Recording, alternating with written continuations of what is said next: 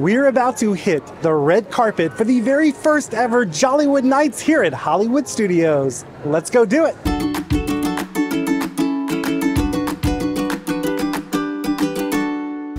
Hi ho everybody, this is Rob with Ear Scouts coming to you from the first ever Jollywood Nights here at Hollywood Studios. This is the newest Christmas party happening here at Walt Disney World.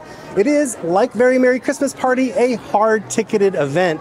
That means you can't just attend this party if you were a day guest here at Hollywood Studios. In fact, if you're a day guest here today, you're going to get kicked out of the park at 8 o'clock as opposed to the usual 9 o'clock. Folks who are attending the party are going to be able to enter the park starting at 7, although there's a huge crowd of people right here now. It's about 6:30. When we rolled up at 6, the line was massive. It was basically all the way back to the Skyliner station. They have started to let people come through that first wave of ticket windows, and they're scanning them in and getting their bracelets put on so that they'll be ready to enter right at 7.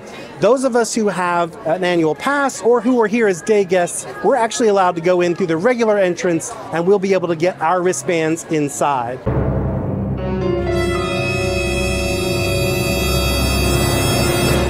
Hi ho ho ho from the future. I am Rob of Jollywood Future here at the second night of Jollywood Nights, and I know some things that Rob of Jollywood Past is still blissfully unaware of. Like, for example, I know that on that first night, there was only one line to get your wristband inside the park, and oh boy, was that a hot mess. You want to talk about the Nightmare Before Christmas? That line was the real Nightmare Before Christmas. But let's not get too ahead of ourselves. Let's return to Rob of Jollywood Past and continue our Holly Jolly Hollywood Studios adventure. I just heard a big cheer from over there, so I'm thinking maybe they're letting folks in a little bit early. Let's head inside and check out this brand new party.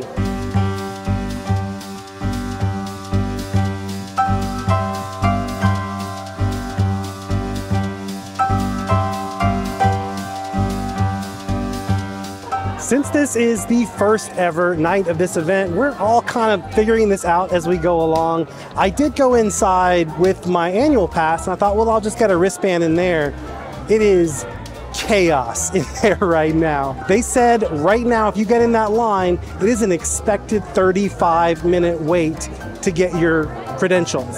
So I came back outside, but we're gonna do a little bit of science here. Eric got into that line. So Eric is gonna let us know how long it takes to go through that line. I came back outside a little after 7, and honestly, the crowd isn't looking too bad out here. So I'd say if you had to pick one or the other, I would say you're probably better off out here, but we'll find out in just a moment.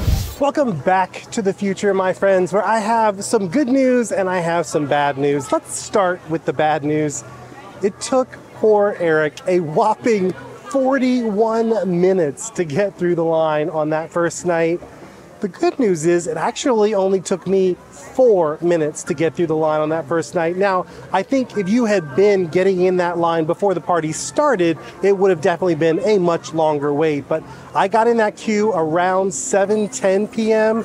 and 4-minute wait. But now I actually have some even better news from the future, and that is that Disney has learned from their mistakes of last week. This week, there are 2 places where you can get your event credential if you're already inside the park. One is over at Star Wars Launch Bay. The other is right here. It's basically right next to the Muppet Vision 3D Theater. You'll see a little sign telling you that's the event entrance. Just go through there. They also started handing out those wristbands a lot earlier tonight. Tonight, they actually started at 4 o'clock p.m. So if you were inside the park, you could get your wristband really early. Up at the front, they started scanning people in earlier than they did last week, but they are still corralling them in that kind of middle area between the first ticket windows and the entrance. I think they're gonna let folks in tonight around 6:20, 6:30 is what I heard from the cast members over that way. But definitely, being here as a day guest now gives you a huge advantage, because if you can get your wristband hours before the folks out there, that means you can actually start queuing up for some things. We're going to talk about that in just a little bit. So for now, let's head back to the past, but I will be back shortly with some more very helpful advice from the future.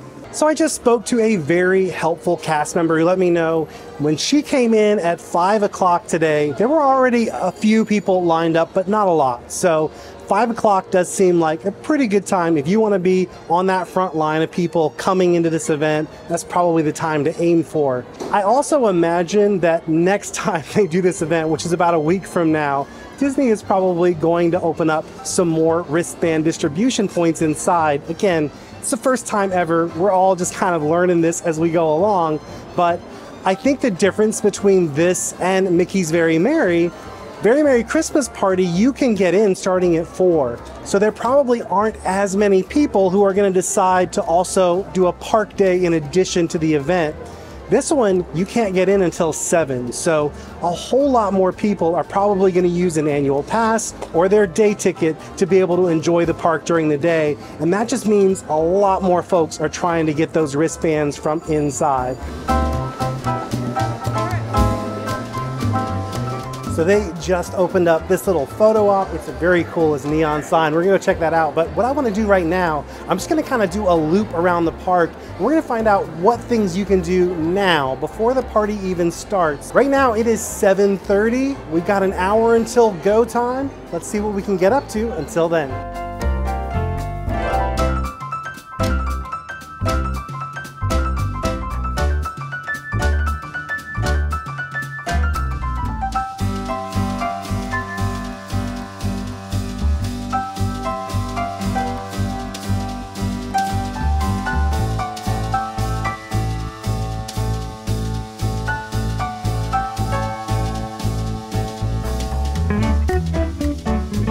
So Eric and I just did a quick loop around the park to see what was going on, what we could get up to. The good news is we were able to get our first holiday beverage of the evening. Over here at the Joffrey's right outside of the Tower of Terror, they're already serving the Tinseltini.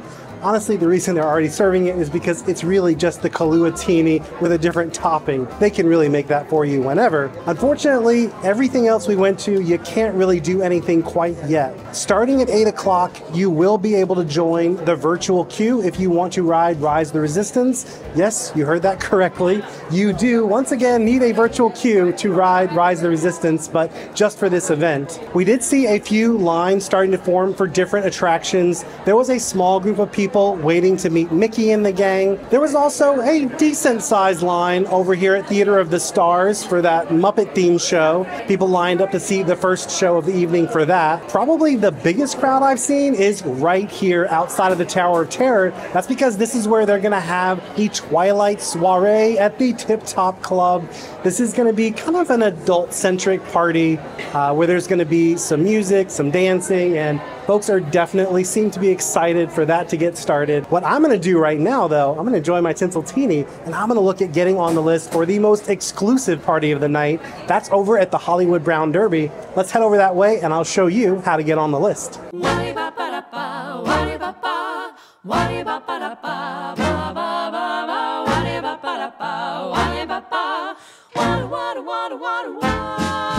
We're standing outside of the Hollywood Brown Derby right now because this is the location of the most exclusive party of the night, Jazzy Holidays at the Brown Derby. So if you want to attend this event, you're going to have to get on the list, but there's a catch. You actually have to be physically very close to the location in order to join the list. This is Rob from Jollywood Future with a breaking news update from the future. So, spoiler alert, things did not go so well for those of us who started the night here at the Brown Derby. We did exactly what we were supposed to do. We had the app all ready to go. We tapped at the right spot at the right time to get ourselves on the queue at just the right moment. And it said we only had a 5-minute wait. Great news, right? But we waited 5 minutes. And then we waited another 5 minutes. We waited about 30 minutes. And eventually we were like, what in the world is going on? And there's all these other people milling about going, what in the world's going on? Turns out everybody got a spot on the list and they all had a posted 5-minute wait in the app. And let me tell you, there were a lot of people milling around. So obviously Disney had a pretty major app meltdown last week, but I have good news from the future, and that is that Disney has changed the way you'll be able to get into this event, at least early in the night. So once you get your wristband, you can actually just come through that archway that says Hollywood Studios, look to your right. You're basically on the side of the Brown Derby at that point, and they will have a queue set up. You can get in that queue. It will be first come, first serve, and they're gonna basically fill the first seating with folks from that queue. Now, once the first seating is full, they are going to do it like before, which is you'll have to get on what's called the walk-up wait list. You'll be able to do that from pretty much anywhere in the park, they say. You won't have to be near the restaurant like you normally do. But if you really want to do this event, I do recommend get here early, get in that queue, and that way you'll be able to get in as soon as the party gets started. But for now, let's go back to Jollywood Past and see how Rob and Eric are holding up with that 5-minute wait. So I just went inside and checked with the host stand, and they did let us know that they're kind of working through some glitches tonight, but they did assure us that they're going to text us when our table's ready and that we should just go enjoy the party. So that's what we're going to do. We're going to head back out, and when we get the text, we'll come back here. But for now, let's party it up. We'll have some pumpkin pie and we'll do some caroling.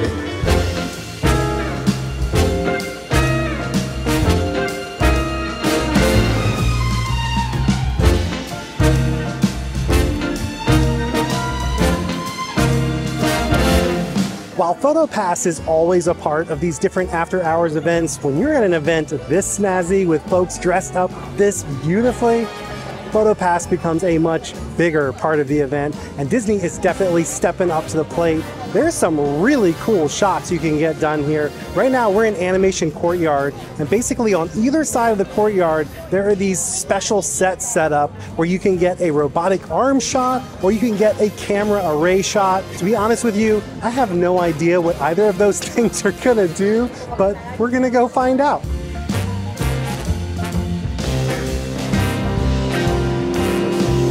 All right, so the way that these work is you basically have a couple of options to choose from in the robotic arm side. You can either do what they're calling a slow glow or a celebration pose, and you can kind of see examples of those.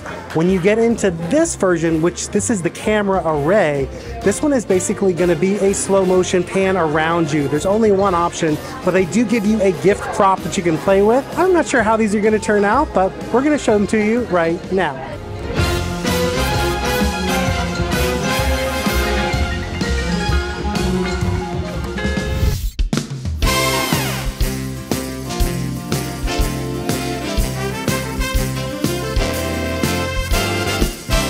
Quick time check, it is now 9:35 and we still have not been called for our 5-minute wait table over at Brown Derby. I think the lesson here is just ignore what it says is your estimated wait, and as long as you're on the list, just go enjoy the party and they'll call you when your table's ready. So that's exactly what we're doing. We're actually in line right now to meet Edna Mode. It does look like it's basically the same meet and greet you could do with Edna Mode during the day. So if you were here with a day ticket or you were planning to come to Hollywood Studios on another day, you could probably cross this off your list then and not use up party time. I was thinking about wearing a cape, but I was like, oh, no. Getting our photo taken with Edna was fabulous. But do you know what was even more fabulous? We finally got our text. It is time to head back to the Hollywood Brown Derby. Let's go do it.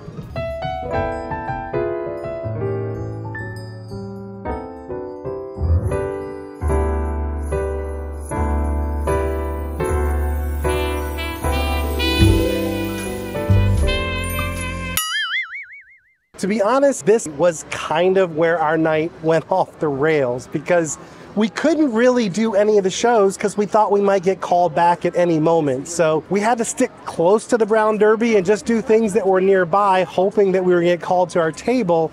And all of that brings me to the big question, which is it even worth doing this event? I feel kind of conflicted about it. It was one of my favorite things that we did. Having said that, if you've dined at the Brown Derby before, it's basically just like dining at the Brown Derby with the addition of a musician, which was great, playing some holiday tunes and Disney tunes. there was the bare minimum of holiday decorations inside. I mean, a little bit around the piano area, and that was it. So if you're expecting it to be decked out to the nines, that is not what you're gonna get. The food there was good. It wasn't the best we had at the party, but it was good. The drinks were good as well. Well, one of the drinks was good. You could always get a great old-fashioned at the Brown Derby, and this one was no exception. Unfortunately, the other drink we tried, the Hollywood Nights, it basically tasted like really sour syrup with maybe a dash of alcohol and a glow cube. Unless sugar and sour are your favorite two food groups, you probably want to pass on this one. The two food items we tried, though, were great.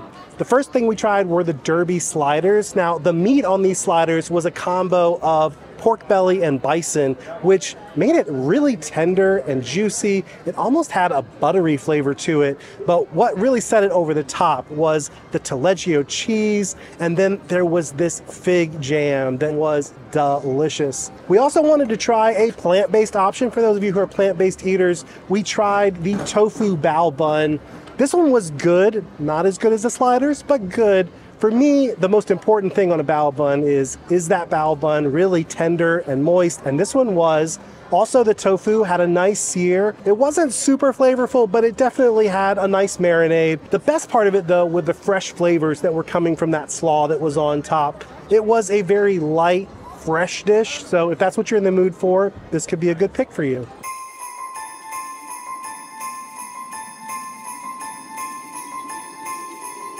Our first show of the evening was What's This? Tim Burton's Nightmare Before Christmas sing-along. I have some mixed feelings about this show. First off, I just want to applaud Disney for really breaking out of the mold of the shows they normally do.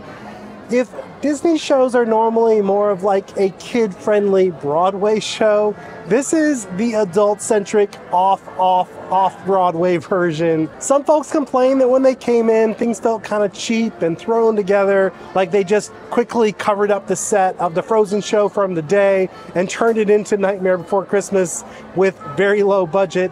Honestly, I think that's kind of the intention. That's kind of what this show is about. It's meant to feel like one of those black box shows you might see at your local, more arty theater. Unfortunately, what doesn't work is when they mix that with the sing-along concept that they use for Frozen sing-along. During those sections, you're really just watching scenes from The Nightmare Before Christmas, and they don't really match up that well with the feel of the rest of the show. But enough talking about it, let's head inside, and I'm going to show you some scenes from it so you can decide if it's something you want to make part of your Jollywood night.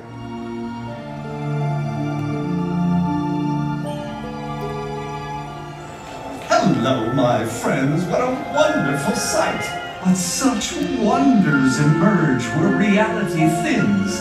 And that is where our story begins.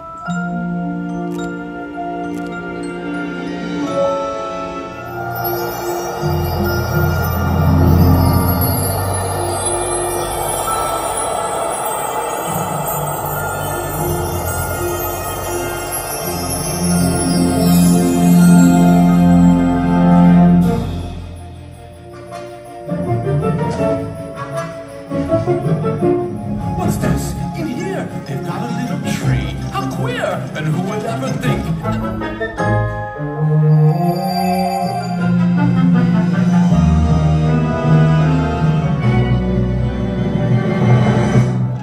Take that, Mr. Sandy Claus!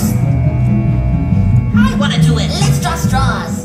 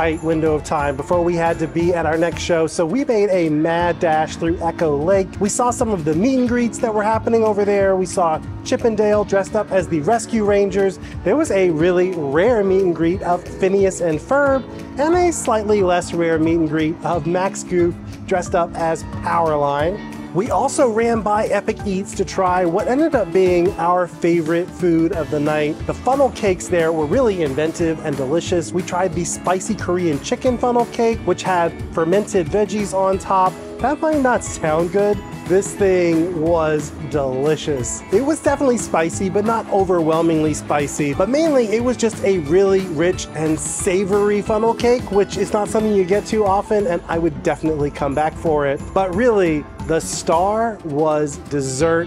They had a s'mores funnel cake. Imagine taking s'mores and then deep frying the whole thing. That's essentially what this is, because it is a funnel cake topped with chocolate and marshmallow that's been beautifully torched. This thing was firing on all cylinders. It was my favorite thing I ate at the entire event. I definitely recommend it. While I was in line at Epic Eats, Eric braved the massive line for Gertie's Ice Cream of Extinction. There was a very popular sugar cookie there that is shaped like Santa Gertie. We tried it.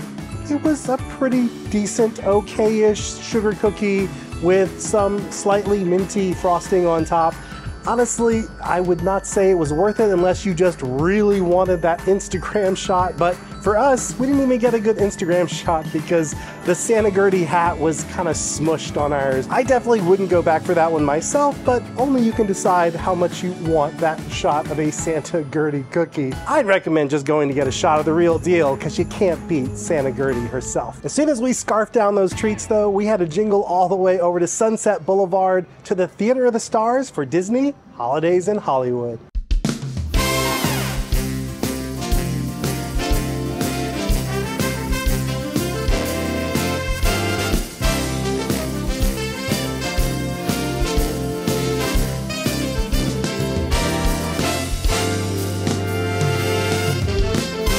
I really loved this show. It was kind of like a grown-up version of the stage show that you might see over at Magic Kingdom at the Very Merry Christmas Party, but this one's just a lot jazzier. It feels like a variety show from the 50s or 60s. The only complaint I have about it, honestly, I wish there had been more Muppets in it. There definitely were some great moments with Kermit and Miss Piggy, but the whole thing had kind of been marketed like a Muppet show, and they are in it, but just know that they're not really the focus. They're just kind of one of the MCs of the night. But enough yakking about it, let's keep watching the show.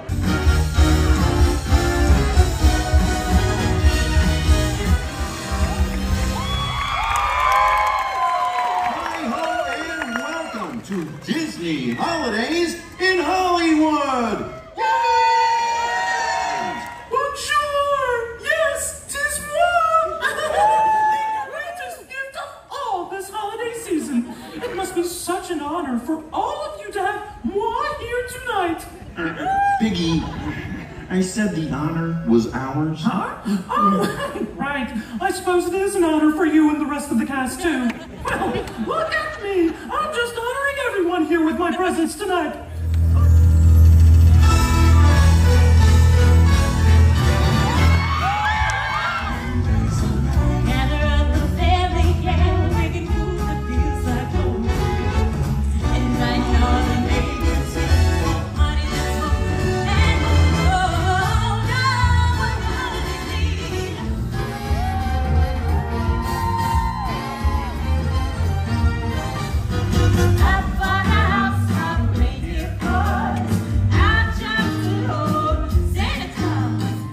Is brought to you by Biggie Pudding. What is it? We don't really know, but we know you won't go until you get some. So Listen, how about I make it up to you by getting you a churro and a Spirit jersey after the show? Throw in a giant pretzel and you got a deal. Done. Now we're talking. I bet I can put up all these decorations before Mickey gets here and surprise him with a whole house full of Christmas cheer. Don't we now, our cozy sweaters?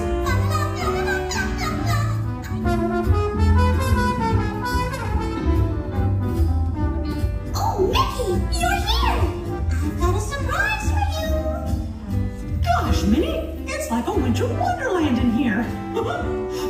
And I've got a surprise for you, too. Oh my, it's beautiful. Oh, what fun it is to ride in a one-horse open sleigh. Hey!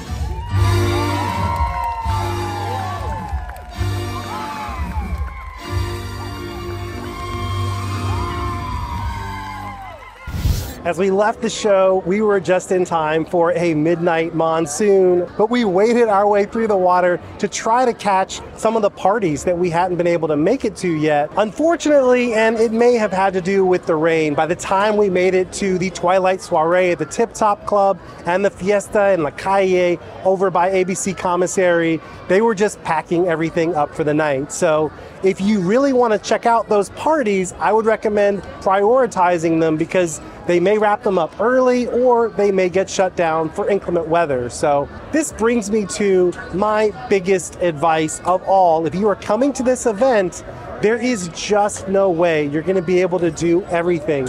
It's not like Mickey's Very Merry Christmas Party where it's kind of easy to take in the big shows and do a few meet and greets.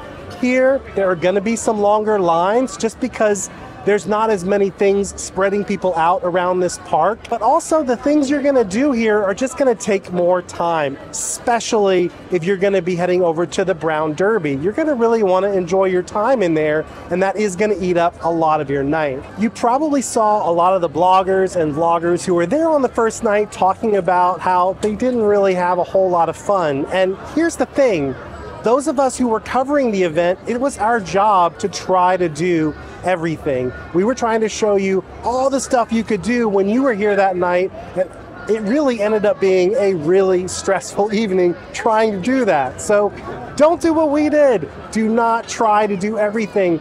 Pick the things that look the most exciting to you. Watch this video and other videos to kind of get a sense of what the different parties and events are like, and just prioritize them. Take your time, enjoy this party. I talked to folks who are not bloggers and vloggers, who were just here kind of casually doing whatever looked good to them. They were having a great time in spite of all of the snafus. Also, if your goal was to ride some rides while you were here, we talked to folks who went over to ride rides and they said that it was pretty much a walk-on for just about everything that first night. This is especially true if you've got little ones. This party is really not geared for the little kids, so you might want to have a chaperone that's going to take the littles over to the rides and have short waits for things so they'll have a great night while you're having a great night on this side of the park partying down. But speaking of partying down, we have got to finish our party in Jollywood Pass. There is one last show to check out, Jingle Bell, Jingle Bam. It's the traditional holiday fireworks show that happens here at Hollywood Studios, but you can catch it as the last thing of the night when you're here for Jollywood Nights. Let's go do it. I'm sending in our top prep and landing team, Lenny and Wayne. It's classified Kringle level 9, but prep and landing are an elite unit of elves who get houses around the world ready for the big guy's arrival.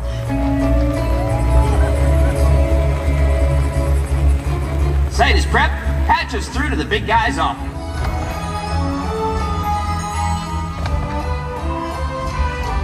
He's loaded lots of toys and goodies on his sleigh. The years we all will be all together.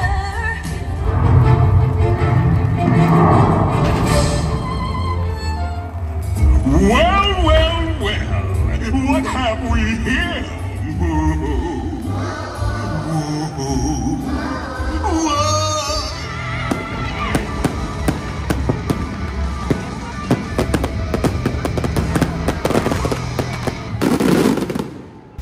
Well, my friends, that is a very rainy wrap on our night here at Jollywood Nights. Well, this has definitely been a wild adventure. I hope you guys enjoyed tagging along. If you did, give this video a like, subscribe to our channel, and then ring that bell. That way you'll be notified whenever new videos like this come out. Until next time, don't forget to think happy thoughts, everybody. We'll see you again real soon.